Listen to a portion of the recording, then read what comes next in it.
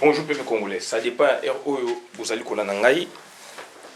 Bonsoir même, ça dépend RO Bozali Kolanangai. Ngande Golamino Christian Boulabiama, Mama peuple Mokozi peuple souverain, combattant résistant révolutionnaire, PNI, PNI, politicien non institutionnel. Bande Konangai, donc Tozali Koloba Makambu ya Congo.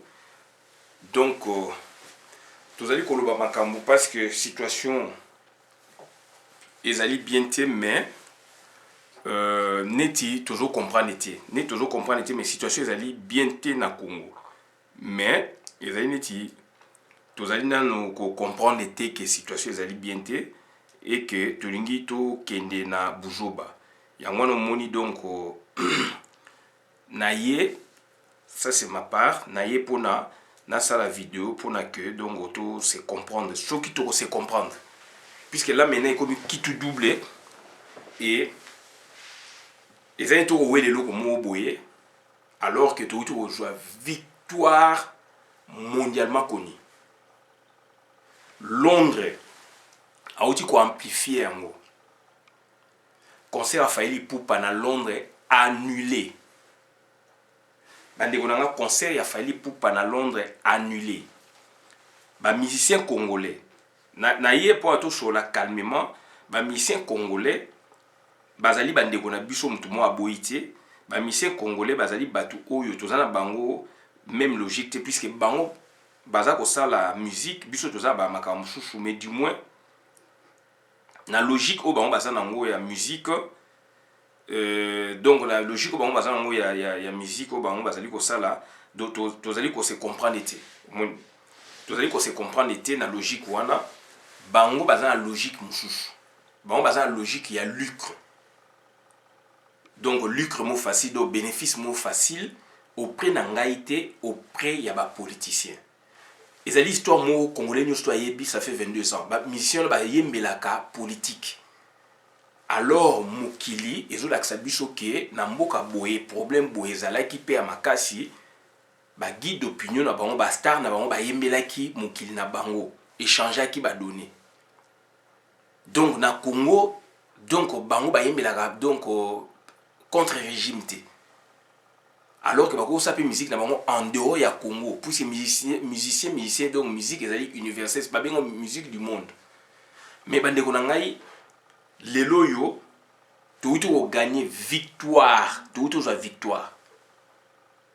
Ngai ba bengai na bo c'était comme on m'a appelé pour me dire que voilà à Paris bande ko songolo pakala baza ko proposer tokutana ba musicien bandeko na ngai na biboye tozala clair tozala donc tozala calme tozala clair to raisonner puisque au moni congolais place baloba ki toza ba mayeli toza ba zoba place to koma sikoyo yo ye kuna toza victoire générale de victoire ya nation congolaise toza victoire kanga victoire puisque Fali pour Pandinga Betakiwana, c'est un grand échec.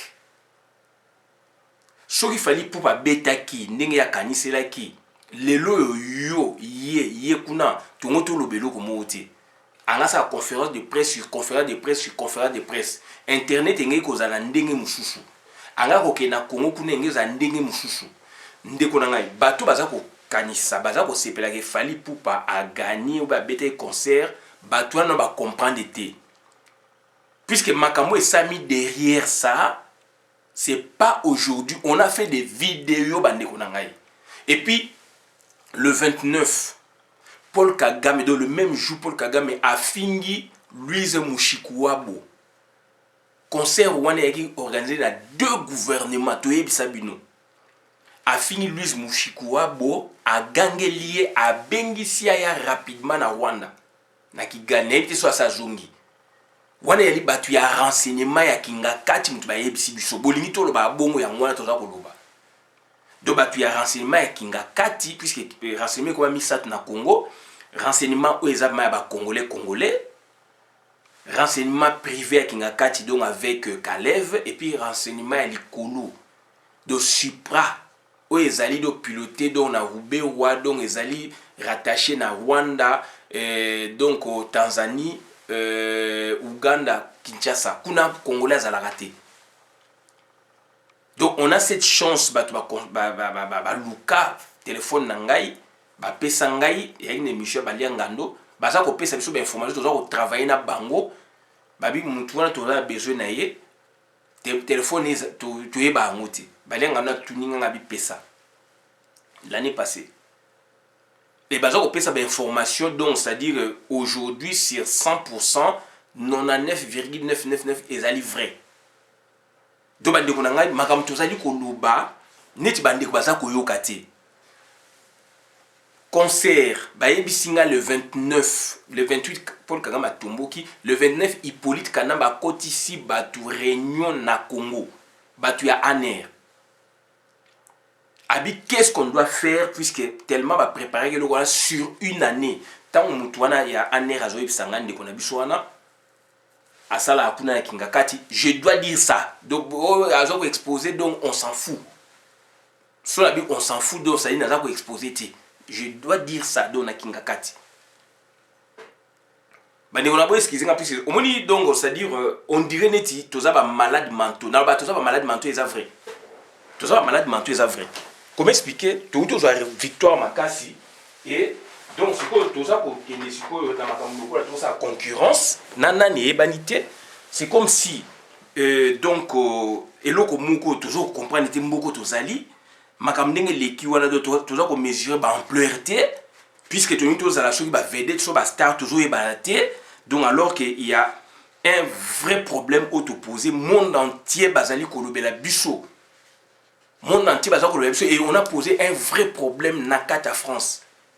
France azali na ex azala 14 colonies na ye oya colonisa ba problème donc c'est-à-dire il y a néocolonialisme et bimaka boye biango France et femme mabe boyebo mabe bandi bu mabe ba tomboka mabe ba boyebo ba béninois boyebo en France ba camerounais ba tomboka mabe en France biso ba congolais on n'a pas été colonisé par la France mais le Congo a été créé aussi par la France. C'est ce que les gens oublient.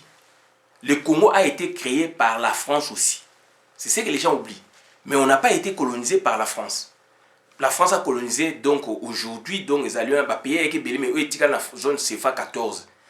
Congo a colonisé Madagascar, mais Madagascar a abîmé la zone France CFA 4. Donc a colonisé autant en Afrique, a tika na 14. Monnaie na bango ezalaka ah ba sala mona ville moko la localité moko na France. Boye biango. Ndeko na ngai tozali wapi il faut mituna biso esala ezali makama concurrence te mutu mo pas gagner la te c'est le Congo qui a gagné message ba congolais ba combattre l'équipe personne morale donc ça dit ba association na donc ba tutuni ba yaki wala c'est le Congo bandeko na ngai mais je ne comprends pas moi on m'a appelé pour me dire que voilà position tala boye il faut que soit un musicien ngabinga kokota makambo wana te il faut que soit un musicien et puis ou beto soit un politicien ngabinga biloko na kokota te victoire eza ni ya ba politicien ni ya ba musicien ezali victoire ba congolais ba combattant résident de diaspora et sali musala bazotanga bino na monde entier bandeko nanga je ne comprends pas s'il vous plaît na kokota mo mke na mozino na la sabino ba danger o ezali na makambo eleki.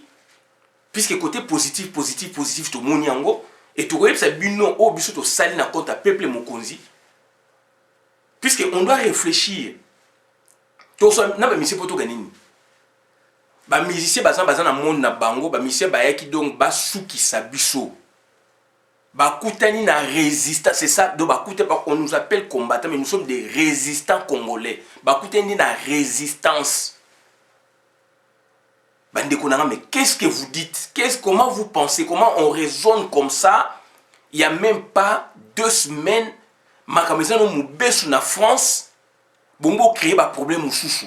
Imaginons que tu sois un musicien. Comment la biso Erodinda, Makamezano na France, nan ba tranché te, yango na bina okota na mwa mozindo. Donc, tu peux sa opinion, tu peux créer opinion moko boye en défaveur il y a ba combattant ba résistant. Bande konanga est-ce que tu as dit comprendre ou bien les euphorie il y a succès. Tous à camé batu, tous à camé batu.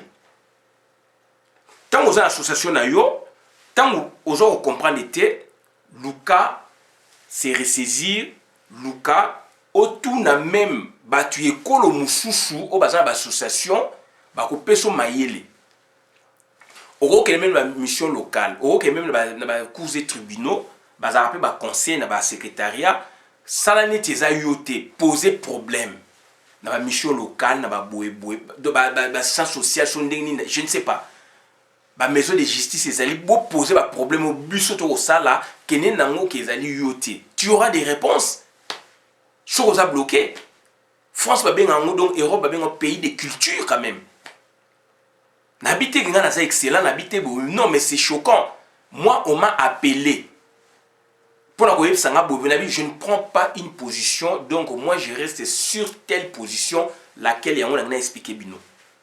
Bandi qu'on a toujours comprendre ba un jeu. Est-ce qu'on comprend le jeu et les enjeux politiques du moment? Est-ce qu'on comprend la problématique posée par nous les combattants ici en France? Au monde entier.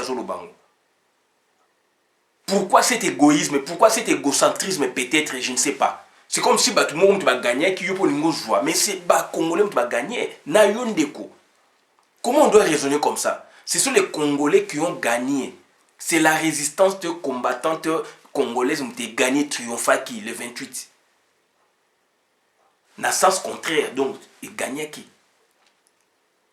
Donc moi je trouve, c'est comme s'il y a un égocentrisme politique. C'est comme si ce sont les autres qui ont gagné et pas moi. Et moi je dois arracher ça pour faire mienne, c'est-à-dire cette victoire. Alors c'est une victoire congolaise. On se comprend ou pas. Dépassé. Je comprends maintenant la raison pour laquelle comment Nabiso donc c'est-à-dire Ezali Koumela. Je comprends aujourd'hui pourquoi notre combat donc c'est-à-dire tire toujours en longueur. Pourquoi? Beaucoup au salé comme Makasi, ba musicien ba za ndeko Nabiso, mais il faut pas au chasse cœur. Il faut au cerveau, la rationalité. Vous mettez le sentiment à la place de la rationalité du cerveau. Raison pour laquelle beaucoup landa ndeko Nabiso ndeko na obomayo. Ndeko na yo ndeko ya muta bomaka mutu. Donc il faut au cerveau que au cœur. Tant au cœur est un sentiment et on réfléchit sous il y a un monde même sur le plan national qu'on a donc Félix Tshisekedi ba professeur et ba université ba grands intellectuels ba landi Félix toujours au monde bango toujours ko beta bango ba kweyi puisque ba tché cœur ba tché Aden ya makila toujours ne tribu moko toujours ni munoko moko et boumaka c'est la véclette. Tu as cerveau, rationalité. Tu auras des réponses. Au à l'abri.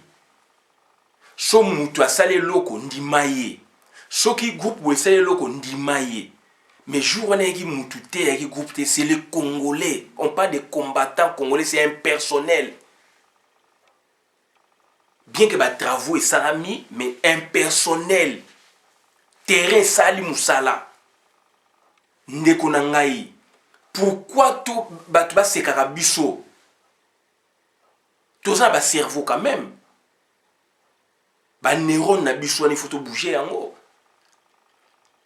Nazo finga mutu mon côté, nazo ko ba makamezali clair puisque moi on m'a appelé. Il fallait pas obenga ngai. On m'a appelé. Par respect, je ne cite pas les noms mais on m'a appelé. On m'a proposé des choses, on m'a dit il y a ça. Il faut tout un musicien, il faut tout un politicien mais pourquoi? Pourquoi? Tout d'abord, mais c'est pour nani. Na tuni ndeko ngabi est-ce que oyebike makambo sami na Bercy, ndenge sami na Gare de Lyon, manifestation ba congolais. Oyebike jusque là la France n'a pas encore dit son dernier mot sur ça. En définitive, la France n'a pas encore dit son dernier mot. Est-ce que ndeko bien? Telle est la voie à suivre. Il faut qu'il tema total à makambu. Il faut qu'il y ait babandeko oyo. C'est ça le travail qu'on aurait pu faire.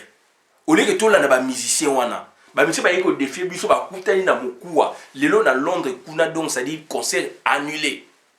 puisque y a calendrier ya fali donc anga ko sisa masolo awa fungoli ake kuna beti a okene États-Unis kuna ba beta na bango ake koto en Australie ake boydongo ba tuna bango musu ba yé en désordre tout ça bandi ko nga est-ce que toza ko comprendre ba bloco wana est-ce que tu dois comprendre oh non ndenge nyoka longa beta ki boye donc lobby ba musique ekoki kozonga bakoki koyaka mpe kobeta donc bakoprépare eloko mo bakoki koya kobeta mpona badéfie biso eke komba oyo biso tobundi ezali neti ekwei. Je fais raisonner, je dois les dire, c'est pas méchant, je dois les dire pour que se comprendre une fois pour toutes, puisque au fait on se comprend pas.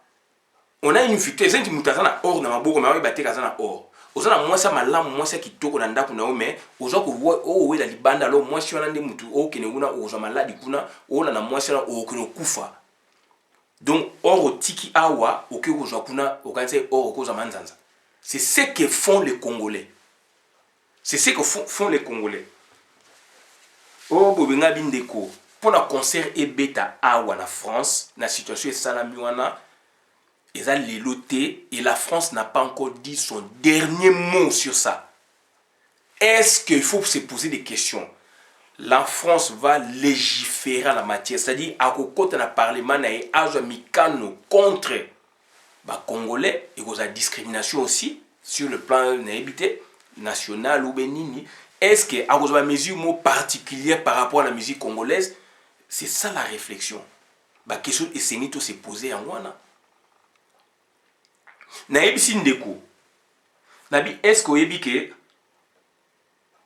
préfet pétition ezali faut préfet a démissionné même pas pétition oyebi que la classe politique ya France nyonso tout Marine Le Pen Nicolas Enya Dupont ba lobby ba Mélenchon ba tubele ba il faut préfet a démissionné et il y a une pétition autant il faut démissionner. Est-ce que boye bien? Est-ce que oyebi que premier ministre Edouard Philippe Bazo zelaye na parlement français na l'Assemblée nationale, il faut s'expliquer faille à l'État puisque bâtir conseil à haut risque faille à l'État. Est-ce que vous voyez bien biso to komé mikanda tozali ebele to komaki mais il faut aussi to yeba il y a eu deux choses à insister déjà avant Bercy oyo il y a eu deux actions. Actuellement bosso ezali ko komé la préfet bamuso bakela on la maire bani donc ça dit ko komé la préfet actuel bosso bato ba komé le préfet baza combien? Ça c'est il faut qu'on se pose est-ce que tu as dit cette association auto komé les préfets ou pas? Ça c'est la première des questions. Deuxièmement, il y a une sit-in. Déclaration sit-in puisque comme la préfet a accordé. Si ko garde-fou na biso il faut aussi sit-in. Na sit-in si est-ce qu'il y a eu cette association? Donc, il y a eu plus 7 ou moins cette association ou cette association. Deux questions, il faut puisque il faut raisonner bon. Ça, c'est de 1, mais n'empêche que donc, c'est-à-dire, on a fait des actions. Bon. Si on a des actions, on a des salami, préfet, andimi, concert et autorisé et bêta. Makamo esami ndenge salamaki. Donc, il y a eu faille de l'État français, puisque le préfet représente l'État français. Préfet représente donc la hiérarchie Macron. Nous avons un pouvoir discrétionnaire, il y a nommé préfet. Donc, ça dit Macron ou donc a délégué pouvoir donc na ministre intérieur. La procédure est en France, mais normalement c'est ça le feeling. De pouvoir donc ça dit il y a une faille de l'État. Marine Le Pen à l'Obiango, Nicolas Dupont-Aignan à l'Obiango, et politicien et belé à l'Obiango, PS, lobby, boy, lobby, tout ça. Donc, premier ministre, il faut se justifier, puisque le président de la République a dit qu'il s'est justifié, c'est un monarque, c'est la Kaye Moussala. Donc, c'est-à-dire, le premier ministre doit représenter donc Macron, l'État, donc à aucun parlement français, date na ébanité. Est-ce que Ndeko Oyebi Biloko wana? Mais il faut avoir des arguments, il faut préparer les dossiers. Puisque tant qu'on va au Kenekuna, na Assemblée nationale, bureau Assemblée nationale, président et Assemblée nationale, parlement donc Assemblée nationale, il faut yeba. Puisque au Kende, au sein de la commission, au Kende vers préfet, document, récolter, donner et kuna. Mais là, on va donner au préfet à lobby, au préfet tout ça, mais il faut qu'il y ait d'autres motivations, puisque ma message soit après. Il faut écrire. Au lieu que beaucoup de musiciens, là maintenant vous mettez du cœur. Mon thème est beau marabatou. Mon thème est beau marabatou. Na likamo et singli beau raisonner. Na Congo il faut tout chaka moutou que tout chaka cœur. Mon thème olani ndeko, olani munokomoko yangoyo. Donc c'est-à-dire, est-ce qu'il y a lieu, il y a un musicien le lieu. D'un côté, tout ça la victoire, ça c'est une grande victoire. D'un côté, d'autre côté, il y a un problème lié à la victoire wana. Et problème on est allé na triple niveau. Niveau nan il y a France nan na ba pays où il y a colonisé, makamo Congo sali risque zali ba pays wana pe ba imiter Congo ou jonction na Congo bani puisqu'il y a même approche ba combattants et les gilets jaunes. Est-ce que nous découvre bien? Ba gilet jaune ba mona ba combattant pour na reto sangana ba CP na ba action to sali. Est-ce que yon découvre bien? Bilo qu'on a tout ba renseignement à France bani ba ko yé ba yango bazali ko étudier en apôtre ba sociologue professeur Yombi Alobiango abi aujourd'hui ndenge zali wana dongo batu bako sala ba recherche na sala ki na yebisa bino. Il y a déjà aujourd'hui na poto il y a un Congolais, un sango congolais auti ko joua doctorat na ye sujet na ye ezali sur le phénomène combattant. Sur le phénomène combattant. Donc azali koluka a publié en plus auti ko défendre. Donc jour on a bloqué dans un message na tongo moyena qui est déplacé à défendre été a combien quand même pour na yebi. Donc ça dit auti ko joua doctorat na ye na Sciences Po donc sur oui la Sciences Po sur le phénomène combattant. Si quoi il faut publier en haut, soit publier en haut sous forme d'ouvrage ni comme kosoma bani bani. Donc à ça la conférence de presse. Professeur Yombipe a outi ko sabino donc ba chercher à monde ba comme ko luka ba ye ba biso donc on est reconnu. Toko bani ko ko boma bloko wana na buzo baka ko ba musicien pour to motema ba bandi ko na biso. Bandi ko na biso ba to ba okine kuna ba bazana na Hippolyte kana bazana be étranger ba boma biso. Est-ce que ba so bandi ko na biso? Donc il faut arrêter. S'il vous plaît, to bundi ensemble, to goya ko bebisa eloko to gagner et puis eloko donc ya ko soana ba musicien. C'est pas aujourd'hui, na ba politicien, c'est pas maintenant. Na ba musicien, j'insiste, c'est pas aujourd'hui, na ba politicien, c'est pas maintenant. Premier ba politicien na société civile, réaliser biloko ya conférence ya table ronde à Bruxelles. Ba yo kana raté, l'origine déjà ba yo kana raté. Les policiers ils ont boudé la société civile. Il y a des travaux, on a donc jusqu'à ce qu'il fallait Belgique a intervenir pour que la société civile soit place. Ils ont la place là-bas 6 ans. Il faut lire. Donc même pas que lire, mais quand nous on vous dit, les autres nous disent des choses dans la vidéo, jouant avec beaucoup de respect, ça la recherche. Combat, ça peut la recherche.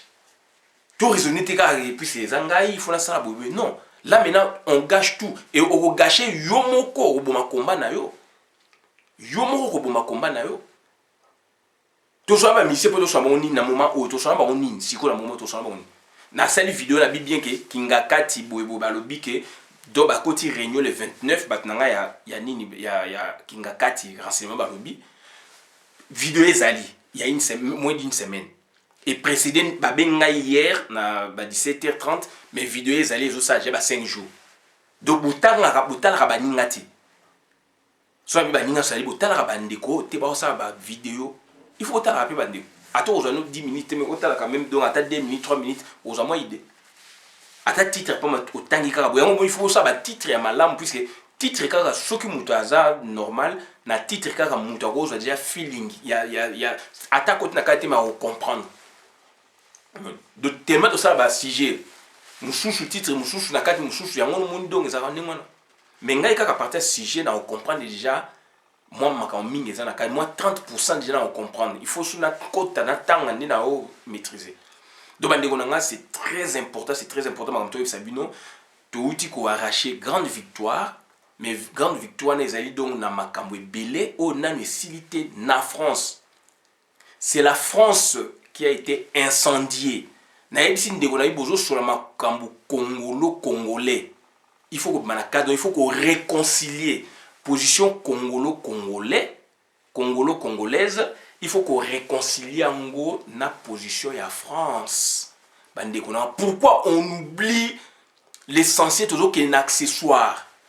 Dans notre état Kingaka, tu sais que donc il y a deux propositions, dialogue avec le musicien et puis donc c'est-à-dire qu'on crée super structure, président à la vice-président à la secrétaire à la pour bakoya ko somande bango.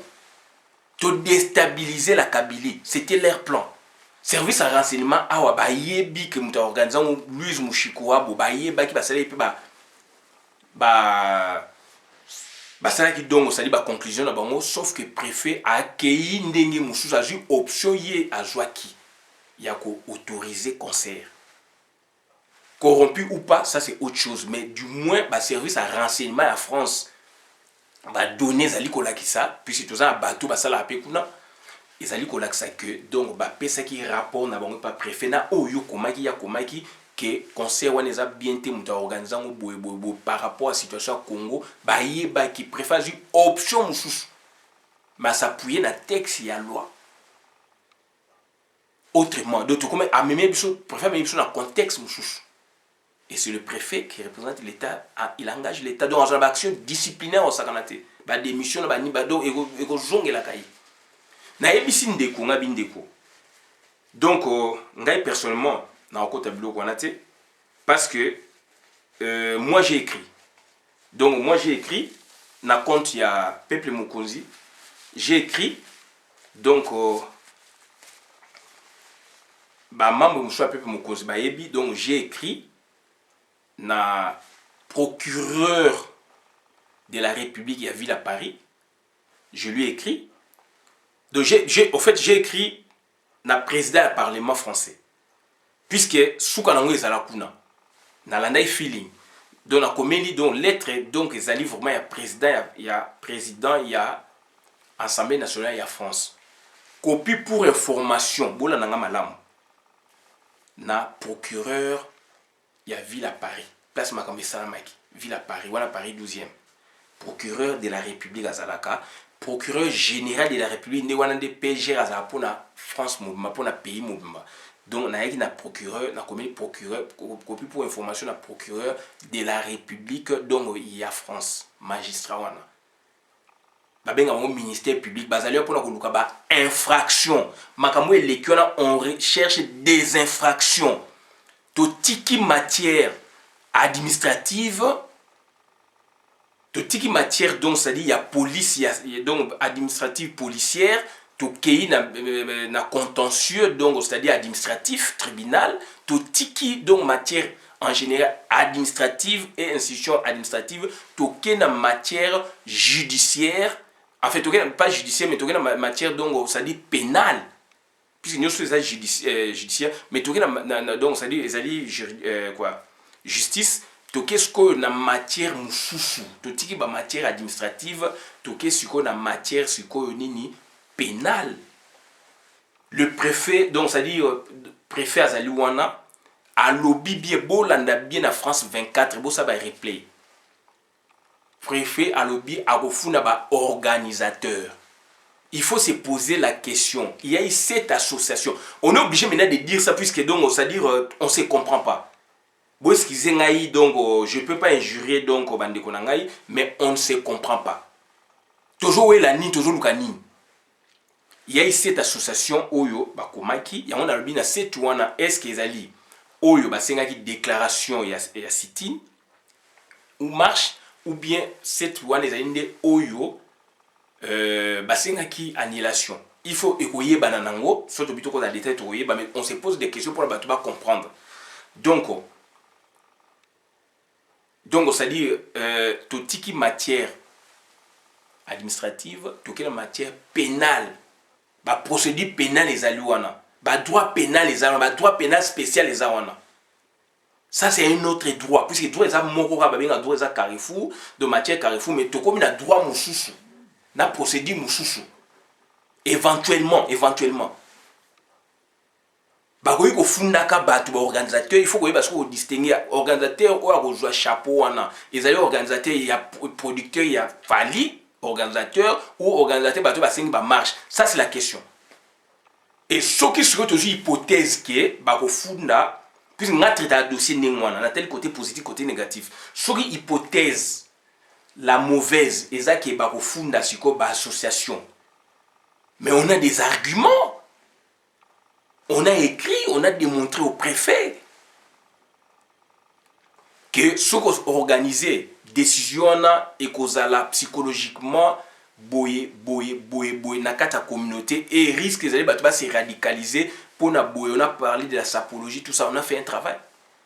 On a des arguments, le préfet a été prévenu par nous. Musique wana ezali ya biso to yebi batwana to yebani to lobby yango. Tu parlais ma algérien, tu parlais tout ça. On a fait donc, ça dit une sorte de mot.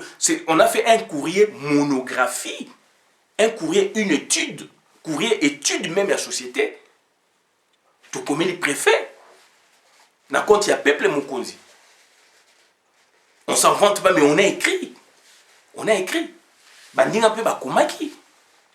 Donc c'est-à-dire Maram Tolobaki et Salami préfet yoki bisoté. Na Londres na yoki ba préfet na bango représenté à préfet na bango pardon représenté à kuna a bengi bango tant ba komi abi qu'est-ce que bozo ko luka bo sala nini boye ba ebisi to lubi boye bo so sali boye ko zala boye bobo sa pétition so boye nango bo nombo boye jani basali banile préfet même ayoki bisoté préfet même ayoki bisoté abimisi décision na ye mais to komelié to sengo aussi sitine de deux actions, double peine. Lisez bien le courrier, double peine.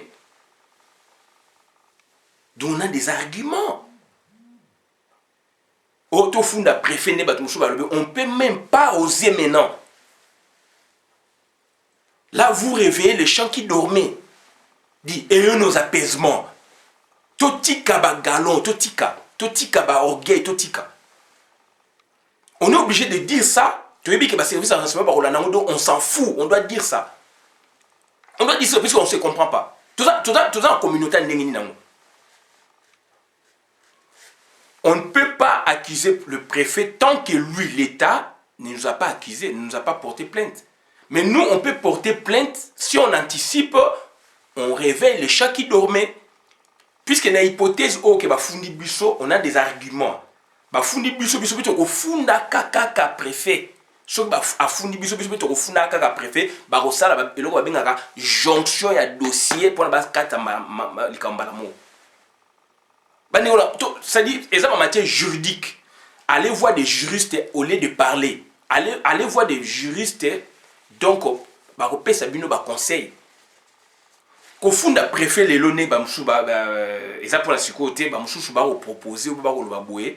Vous allez le réveiller, le chat qui dormait, puisque le chat qui dormait n'a pas peut-être l'intention de vous porter plainte, puisque c'est lui-même qui est fautif.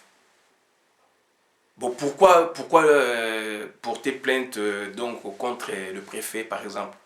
Il faut attendre, il faut battre la terre, il faut monter mes ananasés. Ce qu'a fundi, biso peut te fundaka. Tant que fundité et que les canets to funda pété. Et ça va tactique, et ça va jamais puisque on a des arguments. On a des arguments. Oh ya boya ko yo ka biso ko tang ko a beng même biso ta surtout na biso pourquoi PV sala mato signé non a décidé oui mais le lo makame baluki. Vous croyez que quoi Fali pour paninga ça normal. Même si nous Fali azali dans tous ces états à la sabinoté. Na hypothèse o ke ba fundi bisoté donc ça dit préfecture a ko fundaka peut-être Bercy a ko fundaka peut-être donc producteur ya Fali Poupa. Donc nous on a écrit je les retour la présidente Assemblée nationale de France puisque makamsuka nango ekende kuna il a les écrits il y a ba congolais ezakuna tout en informant les procureurs de la République à Paris, puisque c'est lui, le parquet, c'est lui, le magistrat, but n'est allé rechercher les infractions. tokomaki on peut na lettre donc situation ko le kakaso sali boye et kozala donc inédite et répréhensible au niveau de la loi. Il faut lire les courriers. On s'est projeté même. Et on a dit donc les courriers donc monographie, courrier, étude même d'un cas. On s'en vante pas, mais c'est ce qu'on a fait, c'est ça. Les alikuna. Au peuple mokonzi sali. Donc c'est-à-dire biloko oyo wana ndeko na ngai. Donc ceux qui te sali rare. Beaucoup de musiciens. France n'a pas quantité. France n'a pas position. Mère il y a 12e, mère a Dieu à 12e le même jour. On a Châtelet, na koute ba ndeko bazalé kuna bayaki, to koute na na train to zela na ke, mère à 12e ayaki a Dieu à sili kami makambo ba pekisa ki préfet. Mais ba on ba ina décision te batu bazali. Ba témoin bazali mère à 12e, 12e a onzo ba boyaki. Pareil, ba mso amone Anne Hidalgo pe a boyaki. Donc il y a deux, ça dit l'État français est coincé. Et lorsque l'État français a coincé pour poser cas d'école, bino congolais, puisqu'il y a plusieurs communautés en France à coloniser en Afrique et Afrique ils ont marché, lobby risque lo comme vous salama, bino kutana ba musicien. So kutana ba musicien, lobby so décidé bimi ba se retourner contre biso. Ba se retourner contre biso avec aventure. Et il y a d'autres ça qui aventure. Et voilà place au bas sekaka congolais. Puisque donc Bungaye les kitro. Ayons donc, c'est-à-dire 2 pieds sur terre, dossier on a tout le bayangote. Donc nous on a fait un effort pour comprendre le sujet, pour comprendre à qui on doit s'adresser après.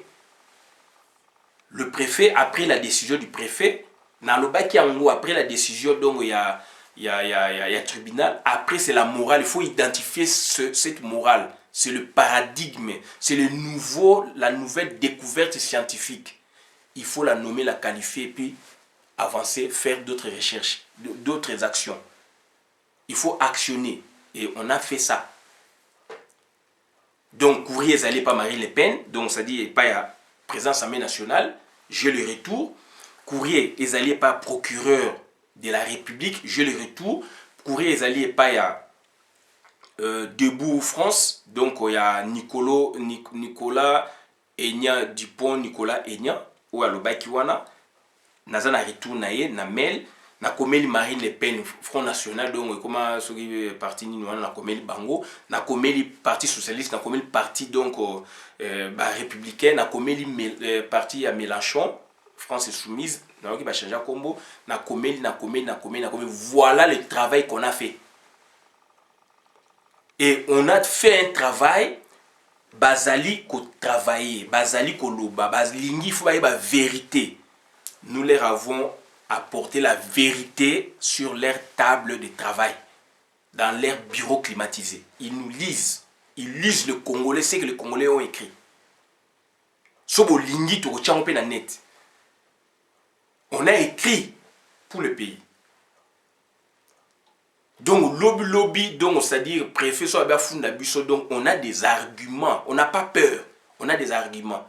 Mais, tout comme la matière, c'est la matière pénale. C'est l'État français qui est mis en mal.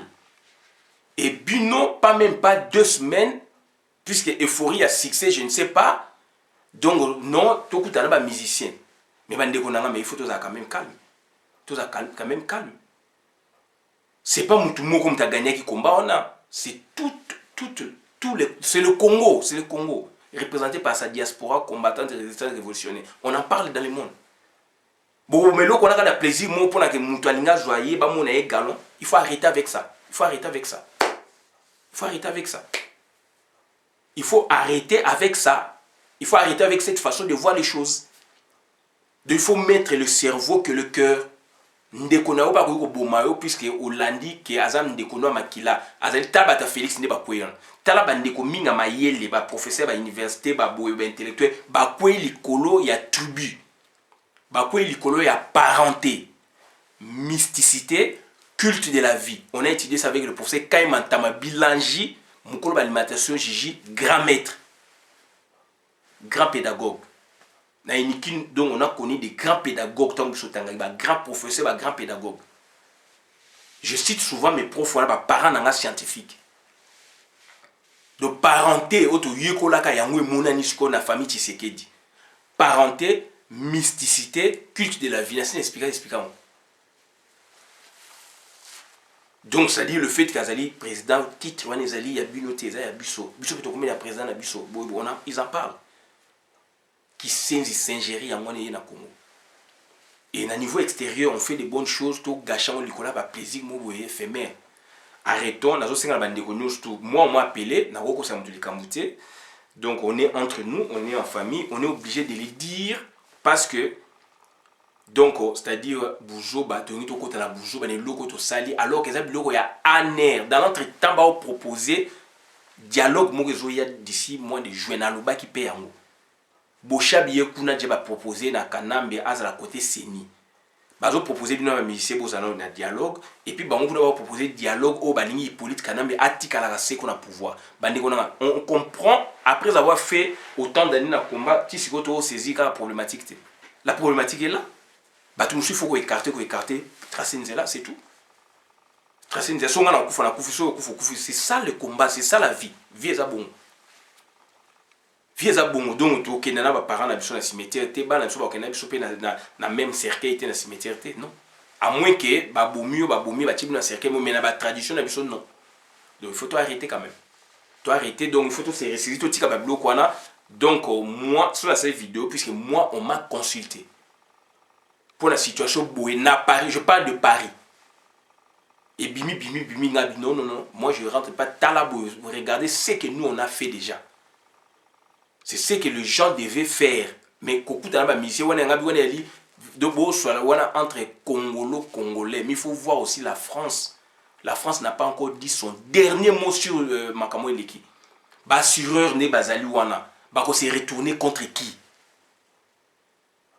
Donc beaucoup côté na pétrin procureur de la République il faut avoir des informations, il faut passer des informations puisque l'information est risquée à la côté moko à se fonder nango. Nous on a fait l'essentiel de produire des éléments à ça nini réquisition au tinda kuna babimisa biloko biso to komi o to komi les préfets est-ce que c'est vrai ou faux en semaine nationale paie la correspondance épistolaire à Rojapé a commis. Bah, parti politique, nous on a écrit. Ils vont vérifier. C'est ça le travail. Et ce que tout c'est la psycho, bah funda busso. On n'a pas peur. Bah funda busso. Donc voilà, auto ega ko lobangwa to suka awa bandeko nanga to tika ba makambo to za nango. O eza makambo Congo, eza makambo ya Christian Bolate, eza makambo ya Songolo Pakalate, ezali makambu ya Docteur Alongo te, ezali makambu ya Joro Bilele te, ezali makambu ya Pichu Shomongo te, ezali makambu ya Nagol Banani, ya Mama de Boulonné te, ezali makambu ya Mama Mongala te, ezali makambu ya Bishop Élysée te, ezali makambu donc ya Maître Djino te. Do bandeko na ngai ressaisissons nous. Tous ces ressaisis, tous à la batu. Donc tous à la banere kita. Ba politicien donc zéro. Makambu ezali lelo ya ba combattant. Combattants qui sali musala. On félicite les combattants, pas les politiciens. Les politiciens ba belo mote. Quelques-uns muba qui na groupe nende ba tomoni ba mati mungongo ba koti mikanda tozo zilape ba résultat. To développer une vidéo mususu. Adolphe Muji tu parles au ba qui to monaki. Ba musu ba okene gauche droite. Do bande konanga il faut to se ressaisir. Eza makambo mboka, eza makambo ya mutu moko te. Il faut tout se ressaisir, il faut ça la problématique, renouveler la problématique. Tout ça normal, n'habitez que vous avez normal non. Tout comme normal, si on est chrétien, comme normal, na comprendre na makambala mo. Puisque le fait que naza anormal, la ligne qu'on comprend était, yango do na comprendre était. Donc bande kona tous à la juste, tout se ressaisir. Ezali makambuté que ba musicien na ba ko beta quand France ndi mutu faloba. Préfet a autorisé qui puisque il makambo ya salaki classe politique est divisée donc classe politique est boy nyonso ba boy makambo wana France na bango et loka bongo sem na plein Paris. Pourquoi il faut ba makambo il faut mutu boy fa démissionner mutu boy fa lo ba biloko tout bande kona boza ko éluder yango pour tout na ba musicien ba miso ba yeko défait biso donc bande kona il faut tout raisonner. Merci.